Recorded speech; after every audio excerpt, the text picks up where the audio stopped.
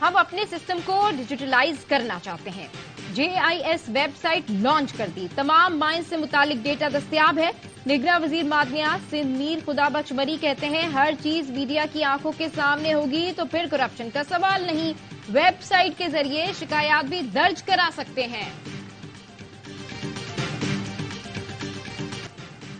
Security forces کا مردان میں intelligence based operation, firing کے تبادلے میں 2 دہشت گرد جہنم واصل، اسلحہ، گولہ بارود اور دھماکہ خیز مواد برآمد۔ ISPR کا کہنا ہے ہلاک دہشت گرد علاقے میں تخریب کاری میں ملوث رہے، مقامی لوگوں نے سیکیورٹی فورسز کے آپریشن کو سراہا۔ اسرائیلی فورسز کے رفح پر حملے، مساجد اور گھروں کو نشانے پر رکھ لیا، 24 گھنٹے میں 164 فلسطینی شہید، 200 سے زائد زخمی۔ 7 اکتوبر کے بعد شہداء کی مجموعی تعداد 28,340 ہو گئی۔